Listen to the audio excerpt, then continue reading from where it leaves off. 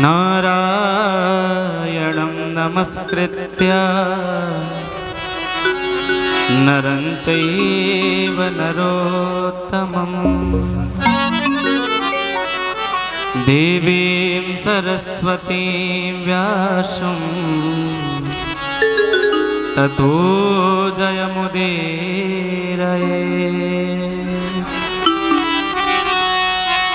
सीतानाथ समारम्भां श्रीरामानन्दार्य मध्यमाम्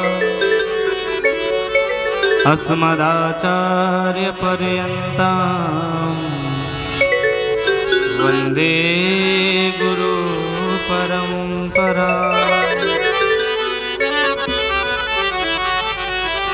यत्र यत्र रघुनाथकीर्तनं तत्र तत्र कृतमस्तकाञ्जलिं बाष्पवारि परिपूर्णलोचनं मारुतिं नमत राक्षसान्तकम्। त्यक्त्वा सुदुस्त्यज सुरेप्सितराजलक्ष्मी धर्मीष्ठ आर्यवचसा यदगादर्णम् मायामृगन्धयितैप्सितमन्वधावत् वन्दे महापुरुषते चरणारविन्दम्।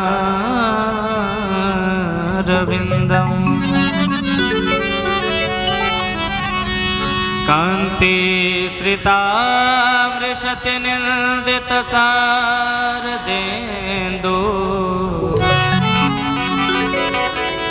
यत्रैकतो विलसितामसितांगशोभा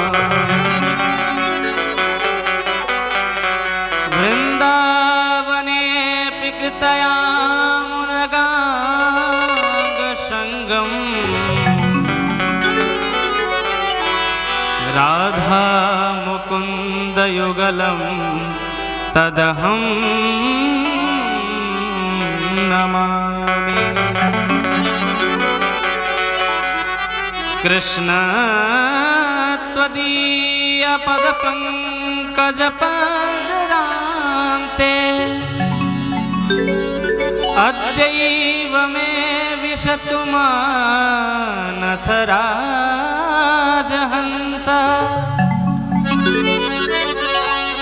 प्राणप्रयाण समये कफवात पित्ते कंठावरोधन विधौ स्मरणं कुतस्ते। श्री राधे मेरी स्वामिनी मैं राधे तेरो दास जन्म जन्म मोहि दीजियो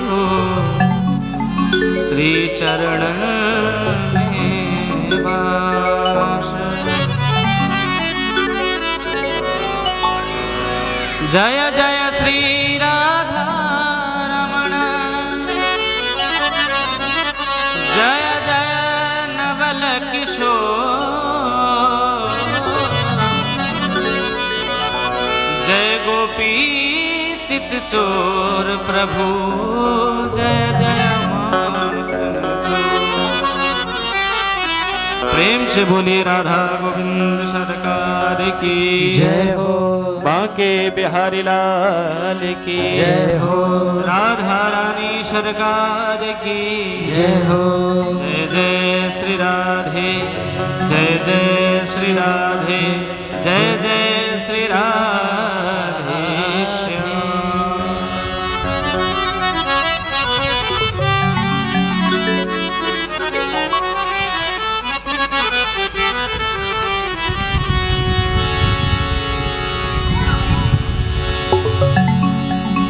अनंत कोटि ब्रह्मांड नायक परात्पर अखिलेश्वर नंद नंदन दयानंदन यशोदा नंदन देवकी नंदन दीन बंधु दया सिंधु लीला पुरुषोत्तम भगवान बालकृष्णलाल एवं मर्यादा पुरुषोत्तम भगवान रामचंद्र जी के चरणों में जुगल चरणों में कोटि कोटि नमन वंदन एवं भगवत कथा के परम रसिक श्री अनंत बलवंत हनुमंत लाल जी महाराज के पाद पद्मों में नमन वंदन। भगवती पराम्बा जगदम्बा श्री राज राजेश्वरी जी के चरणों में, सदगुरु एवं माता पिता के चरणों में कोटि कोटि नमन वंदन करते हुए आप सभी श्रोता वृंद आपके हृदय में विराजित भगवान की भक्ति को प्रणाम करते हुए आज श्रीमद् भागवत के भागवत सप्ताह के द्वितीय दिन की कथा में कथा गंगा में अवगाहन करने से पूर्व अपने मन और वाणी दोनों को स्वच्छ करते हुए, दोनों को पावन करते हुए आज की कथा रूपी गंगा में डुबकी लगाएंगे। आइए दोनों हाथ उठा करके पीछे पीछे सभी लोग गाएंगे, भगवान का नाम संकीर्तन करेंगे, क्योंकि कलयुग में जो फल योग से, तप से, जप से, साधन से नहीं मिलता है, बोले यत् फलम नास्ति तपसा न योगे न समाधिना तत्फलम लभते सम्यक कलौ केशव कीर्तनात्। भगवान श्री केशव बालकृष्णलाल के कीर्तन मात्र से ही त्रेता में जो जप तप से फल मिलता था, सतयुग में जो यज्ञ आग आदि से मिलता था, द्वापर में जो योग आदि से जो फल मिलता था, कलयुग में इतनी परिश्रम करने की आवश्यकता नहीं है। बस भगवान का नाम लेते जाओ और अपने पापों का क्षय कराते जाओ। तो बड़ा ही सरलतम साधन है, इसमें कुछ बहुत कठिन जैसी कोई वस्तु नहीं है। बड़ा सिंपल सा साधन हमको भगवान ने दिया है कलयुग के प्राणियों के ऊपर अनुग्रह करते हुए। अब इसमें भी यदि कोई कृपणता दिखाए, कंजूसी करे, तो उसका यह दुर्भाग्य ही है। इसलिए दोनों हाथ उठाते हुए पीछे पीछे सभी गाएंगे, आप लोग गाते नहीं हैं।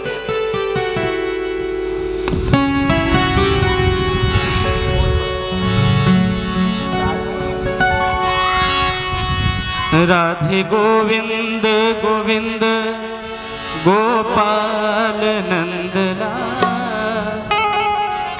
राधे गोविंद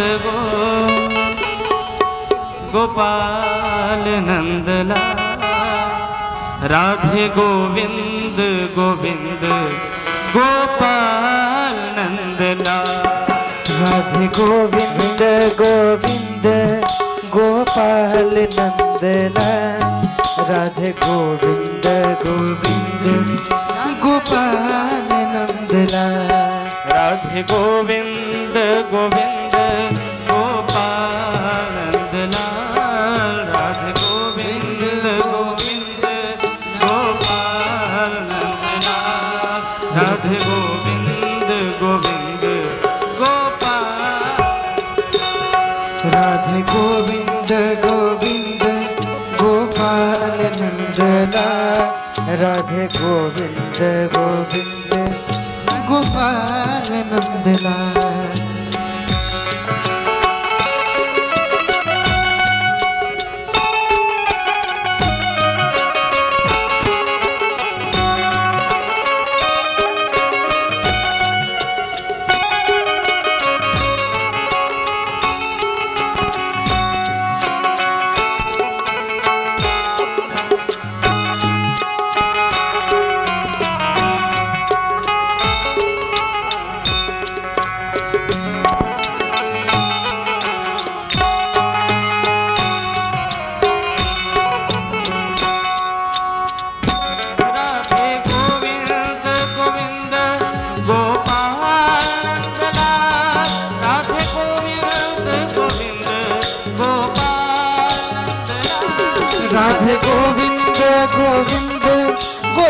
गोपाल नंदलाल राधे गोविंद गोविंद गोपाल नंदलाल राधे गोविंद गोविंद गोपाल नंदलाल राधे गोविंद गोविंद गोपाल नंदलाल राधे गोविंद गोविंद गोपाल नंदलाल राधे गोविंद गोविंद गोपाल नंदलाल राधे गोविंद गोविंद गोपाल राधे गोविंद गोविंद गोपाल नंदलाल राधे गोविंद राधे गोविंद गोविंद गोपाल नंदलाल राधे गोविंद गोविंद गोपाल नंदलाल राधे गोविंद गोविंद गोपाल नंदलाल राधे गोविंद गोविंद गोपाल नंदलाल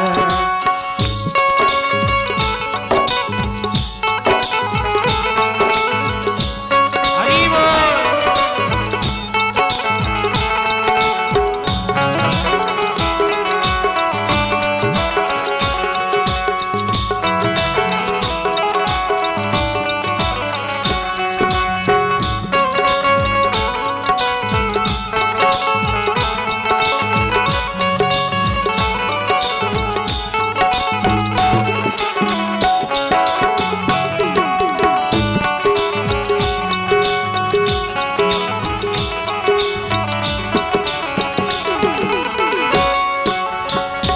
राधे गोविंद गोविंद गोपाल नंदलाल राधे गोविंद गोविंद गोपाल नंदलाल राधे गोविंद गोविंद गोपाल नंदलाल राधे गोविंद गोविंद गोपाल नंदलाल राधे गोविंद गोविंद गोपाल नंदलाल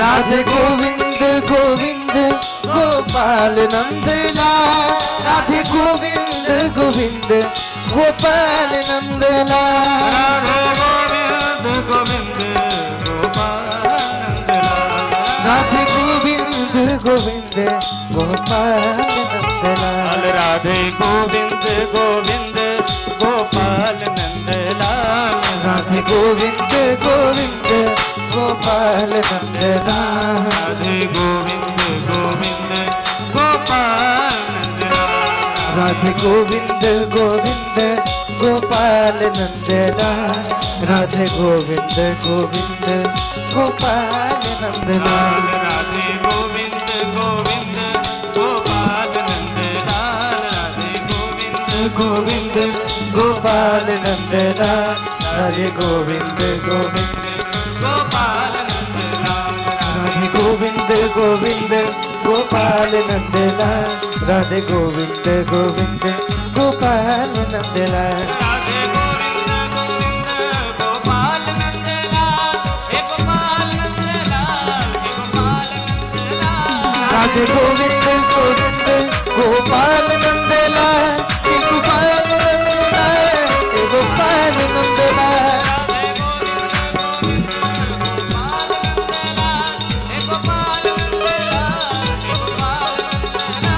राधे गोविंद गोविंद गोपाल नंदलाल हे गोपाल नंदलाल हे गोपाल नंदलाल हे गोपाल नंदलाल हे गोपाल नंदलाल गोविंद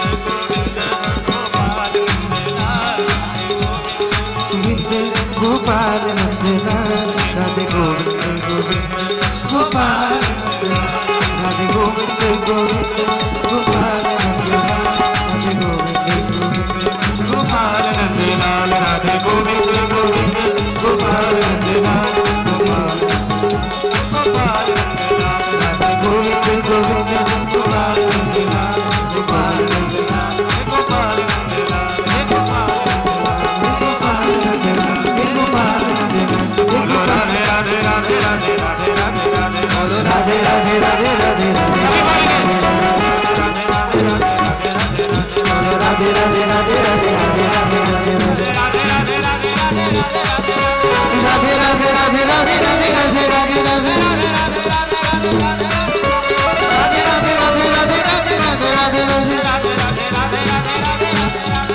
राधे राधे राधे राधे राधे राधे राधे राधे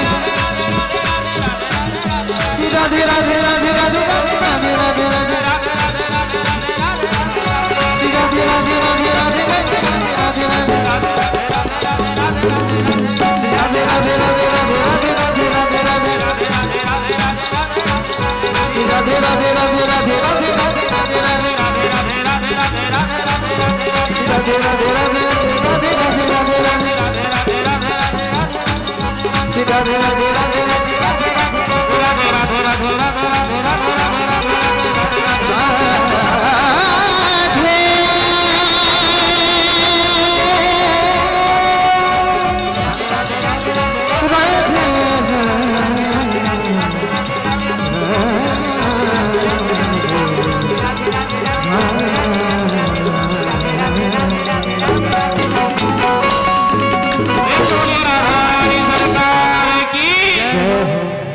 हरिलाल की जय हो।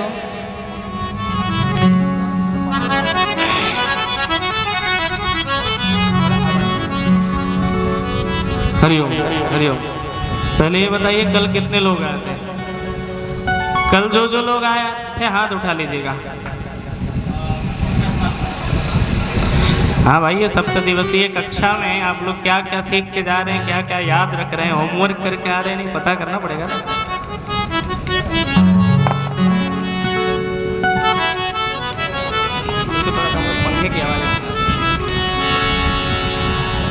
हमारे मुख्य यजमान जी आगे बैठे आकर के। तो कल की कथा कहाँ पे विश्राम की गई थी, कोई बता सकता है? कि बस इस कान से सुने इस कान से निकल लिया।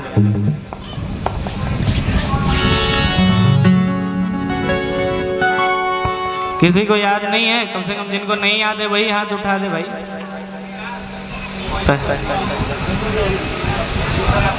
जिनको बताना है भैया हाथ उठा करके खड़े होकर के बताइए। राम राम राम राम। बड़े भुलक्कड़ श्रोता है आप लोग, एक दिन में भूल जा रहे हैं। मतलब अध्ययन चलता रहे और आप लोग बस केवल कक्षा करें और फिर जो बात रहेगी यहीं तक रहेगी। नहीं,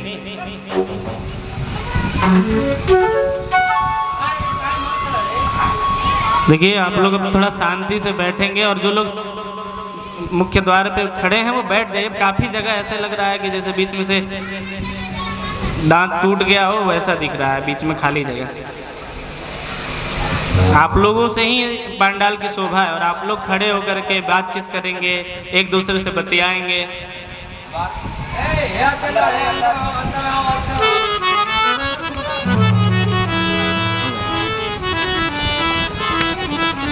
अब आप लोग तैयार हैं आगे के लिए?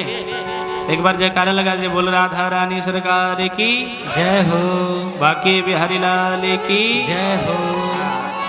चलिए अब आप लोगों को थोड़ा घुमा दे, चक्कर लगा दे थोड़ा सत्संग की। अच्छा, कितने लोगों को याद है कि कल हमने सत्संग की महिमा बताई थी? देखो भैया, जीवन में कुछ मिले न मिले, सत्संग का होना बड़ा जरूरी है। क्योंकि दुःसंग व्यक्ति को मलिन कर देता है और दुःसंग भैया इतना खराब है कि इस लोक में तो दुख देता ही है, परलोक भी बिगाड़ देता है। इसलिए जीवन में हमेशा सुसंग सत्संग करना चाहिए, कुसंग नहीं करना चाहिए।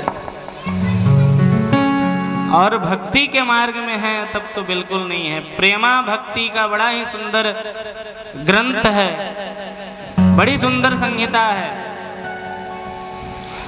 महर्षि देवर्षि नारद जी की, जिसका नाम है नारद भक्ति सूत्र। उसमें एक सूत्र है जिसमें नारद जी कहते हैं कि यदि आपको भक्ति, भगवान की भक्ति प्राप्त करनी है तो पहले क्या कह रहे हैं? दुःसंगो सर्वथा त्याज्य, यानी कि कुछ त्यागो या मत त्यागो। यदि अपने जीवन में दुःसंग का त्याग कर दिए तो समझिए कि आपके जीवन में अब शुभ ही शुभ होने वाला है। लोग कहते हैं ना कि ये पनौती है वो पनौती है। सबसे बड़ा पनौती आपके जीवन का दुसंगी है। आपके जीवन में यदि कोई दुराचारी, कोई दुसंगी व्यक्ति साथ में है तो सबसे बड़ा पनौती है। इसलिए भैया अगल बगल देखते रहिए, सावधान रहिए कि कौन हमारा हितैषी है और कौन हमारा शत्रु है। सत्संग की बड़ी महिमा है। बड़ा सुंदर दास जी एक बड़ा सुंदर ही भाव प्रकट करते हैं कि तात मिले पुनिमात मिले, सुत भ्रात मिले युवती सुखदाई, राज मिले गजबाज मिले, सब साज मिले मन वांछित जाए, और लोक मिले परलोक मिले, विधि लोक मिले वैकुंठ हो जाए। ये सब मिल सकता है, लेकिन क्या नहीं मिल सकता है? तो सुंदर और मिले सब वहीं पर, संत समागम दुर्लभ भाई। जीवन में संत समागम, संत संग और सत्संग, यही दो चीज तो दुर्लभ है।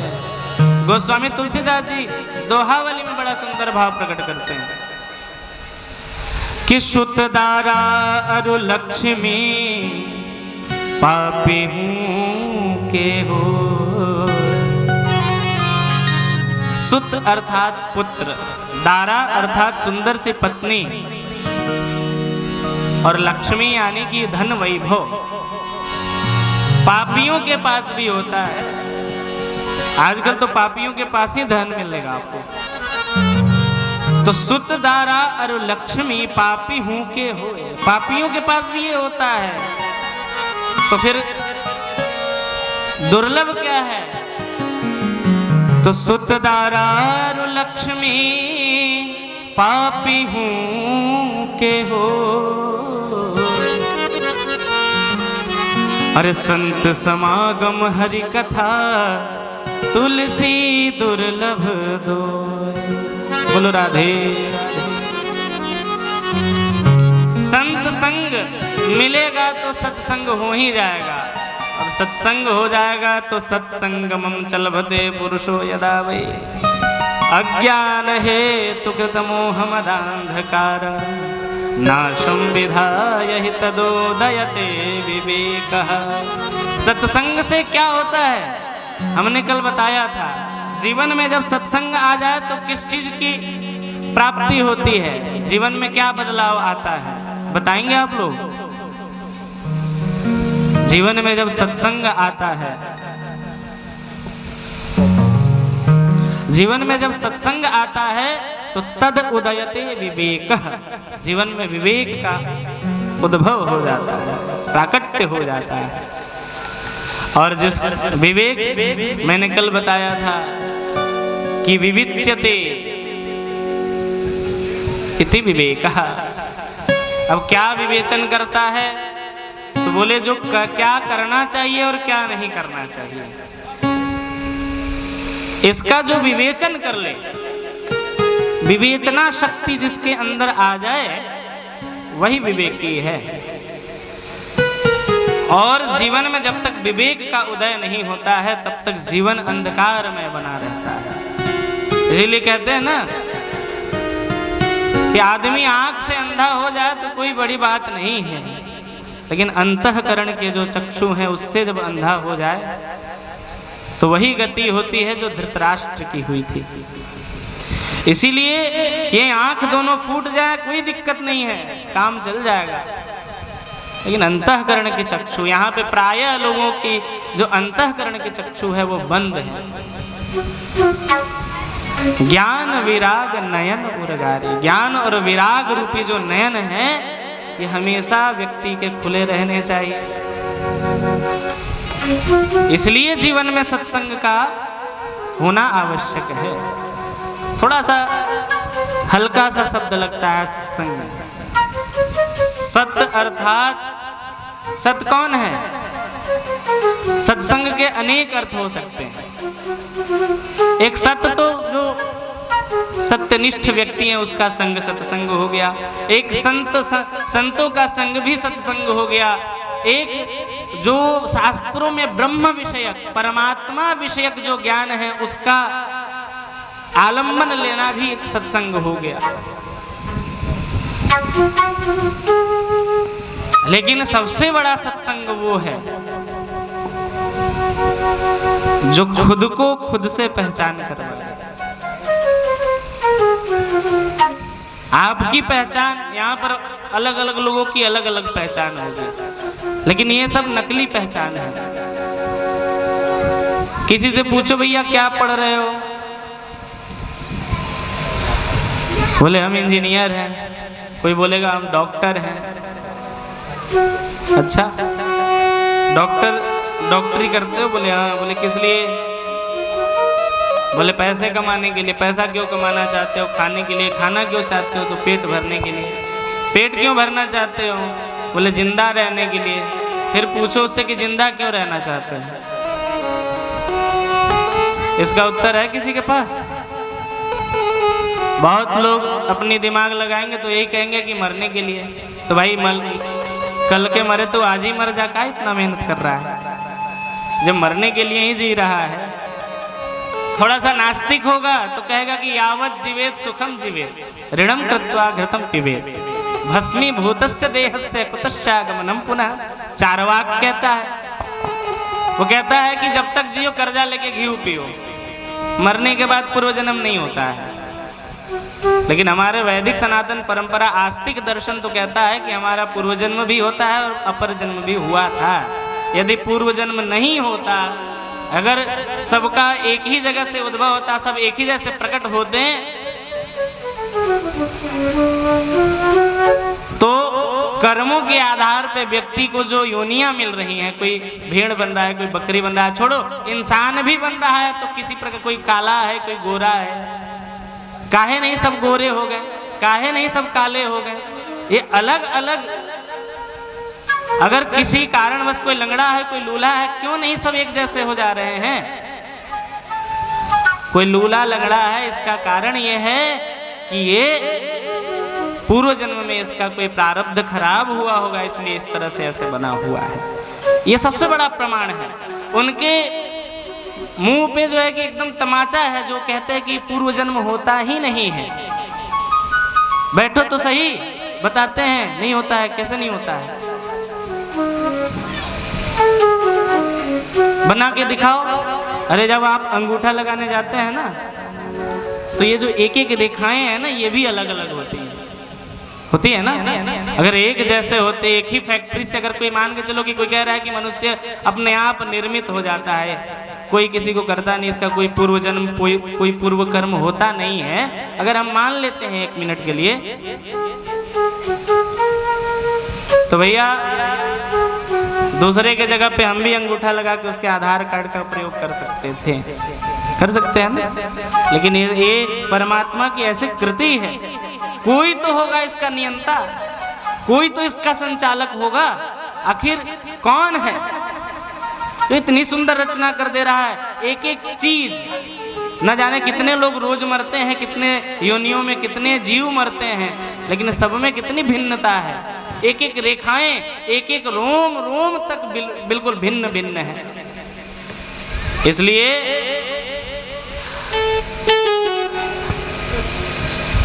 जो चार्वाक या जो नास्तिक दर्शन कहता है कि यावत जीवेत सुखम जीवेत ऋणम कृत्वा घृतम पिबेत, मतलब जब तक जियो, इसका हिंदी अर्थ यही है कि जब तक जियो ऋणम कृत्वा घृतम पिबेत, यानी कि जब तक जियो कर्जा लेके घी पियो। ऐसा नहीं करना चाहिए।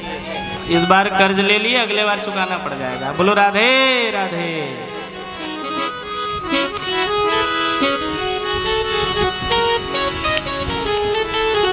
इसलिए